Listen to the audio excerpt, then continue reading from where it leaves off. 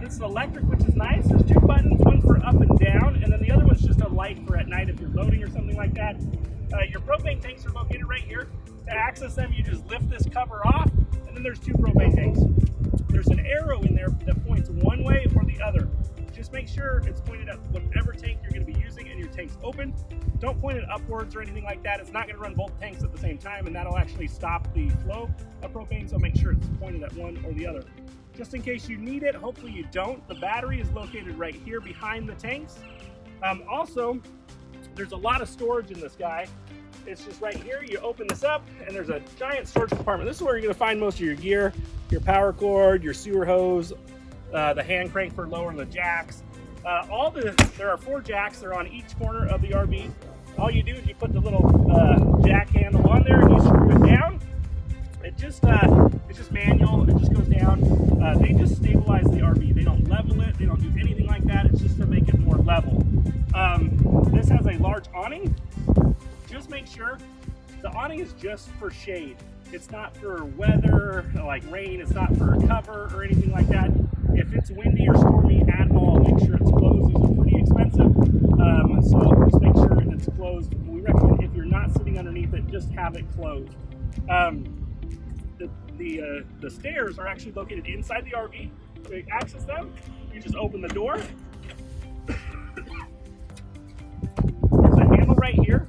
You just pull the lever, and then you're gonna grab it up like this, and then you're gonna set it down, just like that. And then you have your hand grab here, just to help stabilize yourself as you're coming in and out.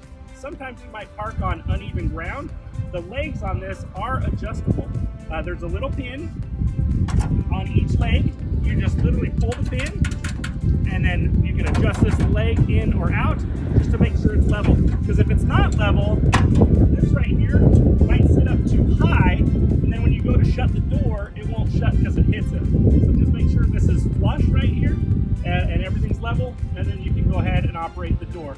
And then to close it up, you just lift it right up. It folds up out of the way. You're gonna grab the handle again, close it, and then lock it into place. And then you can go ahead and just shut your door. When we travel, we always recommend you also cover the door like this so it doesn't open on you while you're driving or anything.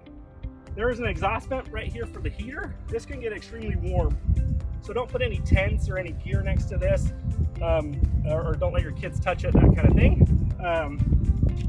There is some electrical outlets around the RV. Just remember, electrical outlets only work if you're running a generator plugged in at the park. This is an exterior storage area. You can put some stuff in here in case you want to. And then right here, this is your black water flush valve. Or not valve, but water to flush out the black tank. It is labeled in orange. You do not want to put any water through this unless the black valve is already open. So basically, when you go to dump it, you'll hook onto the black valve, you'll pull the lever, the sewer hose will go on, and then you'll pull the lever to drain it, and then you can add water through here to flush it. When you're all done, turn off the water, and then make sure it drains out, and then you can close your black valve, and then after that, you can use the gray valve. I'll show you on the other side when we get there. Another door right here, this is nice, it goes right into the bathroom in case the kids need to use the restroom or anything. It's located right here. To access this, the stairs, they just pull out just like this. They just fold down, and then to reverse the process, you just lift them up, just like that, and they stow away. Make sure those are lifted up anytime you're moving the trailer. You don't want to leave them out, pull away, and then scrape them on something to rip them off or anything like that. So just be careful. Once again, every corner has stabilizer jacks, or stabilizer access door. This is nice for loading some bunk beds. In case of emergency, it can be used to get out of the RV. We don't really want you climbing through this or anything, it's just for loading gear. Right here is your power cord connect. Plug into the RV using either the RV park power or the generator. There's a big cord, it plugs here, and then plugs in to the generator for shore power. This right here says city water. This is if you're at an RV park and you want to run city water through it, you can. Just make sure anytime you're using this, you do have a pressure valve attached. You don't want to over-pressurize the system or anything. We always just recommend, if you're camping, just pull it off the water pump and always use the water tank.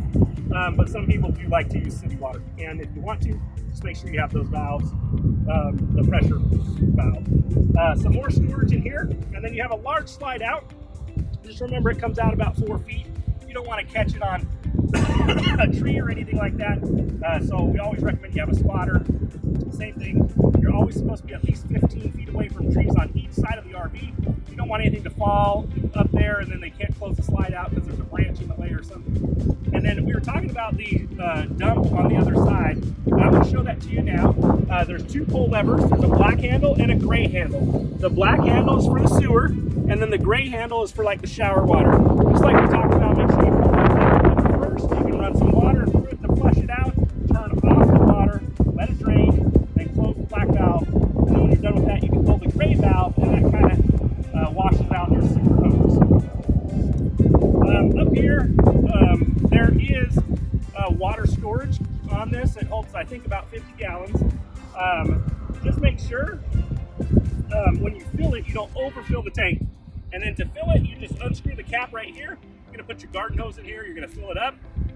Try not to overfill the tank. You can watch the gauges inside, and we'll show that to you inside when we go in there. And if you do overfill it, there is a release valve underneath. It's white. You just pull the handle, and it will drain the water. Also, a lot of people will drain that before they drive home. They just don't want to carry the extra weight. So you can pull that freshwater valve, all the fresh water will come out. We do recommend you leave a little bit in it in case you need to use the restroom on the way home or anything like that. But other than that, that's the exterior of this. Let's go inside and I'll show you how to use it in there. All right, guys, we're gonna go over the interior of the RV and show you how to use everything.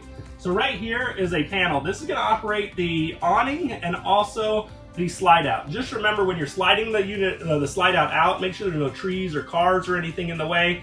Also, the awning, make sure if it's windy, rainy, anything like that at all, you close the awning. They're just sunshades. They're not meant for protection or anything like that. They're not very sturdy. So you can, in wind and things, rip them off. So just make sure that's closed. We recommend it if you're not sitting underneath it, just close it. That's the easiest way to do it. Don't go to bed with it out or anything like that. And then you have your interior lighting here, and then also your exterior lighting right here in this panel.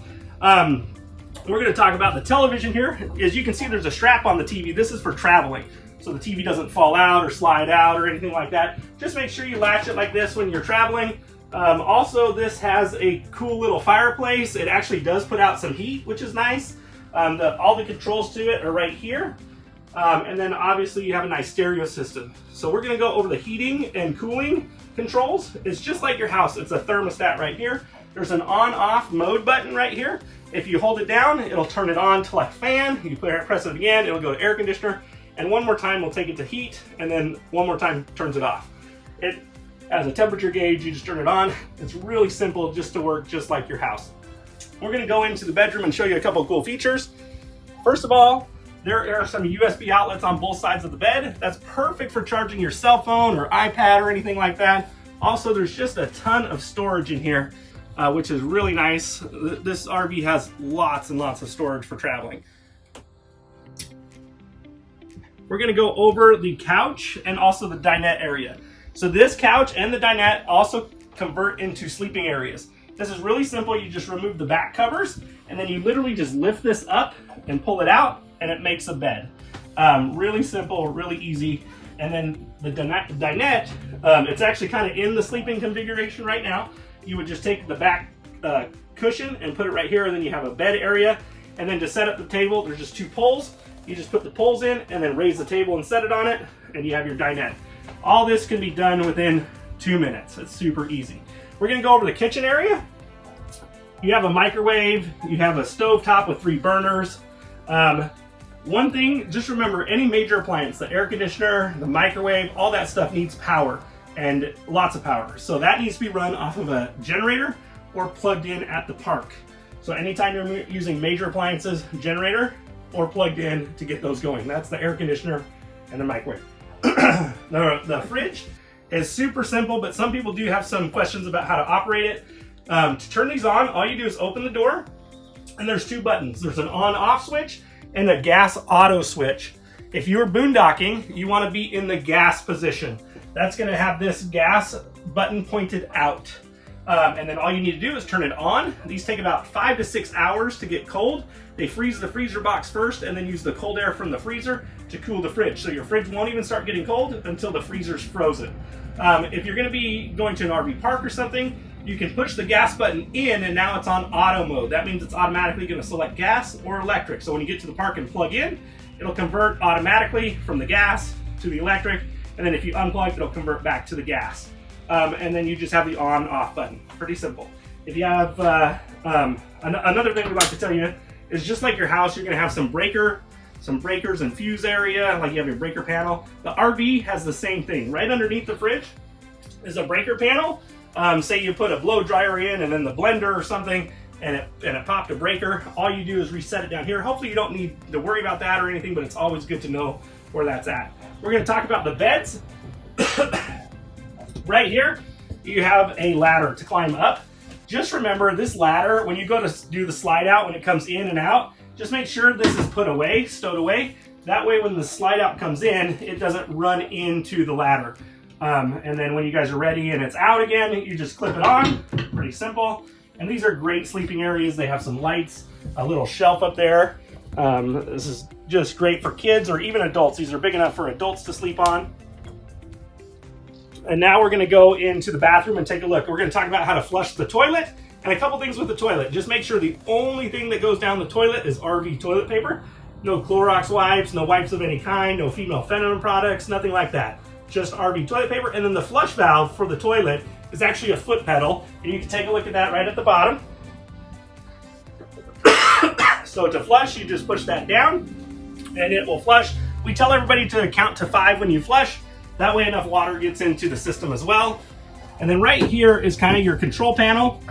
It's going to have your fresh water gauge, your black water gauge, your gray water gauge. These are just guides though. They're not always 100% accurate. And unfortunately, oftentimes RV gauges misread. So just pay attention to this. The one that's the most accurate is going to be your fresh water levels. And then also to run the fresh water through the pump, this is the pump button. You just turn it on and then you'll have running water. And then you also have your water heaters. One is electric and one is gas. If you're dry camping, we always recommend you go with the gas, or that's the only one you're going to be able to use really, unless you're running a generator. And then if you're at an RV park, you can use the electric. We do always recommend though, you just run on gas. It seems to be easier for people. And then it takes about 5 to 10 minutes heat water and then about 5 to 10 minutes between showers. So that kind of wraps it up. And then if you guys have any additional questions, we can go over those when you come to pick up your RV. But other than that, we can't wait to see you, and we'll see you soon.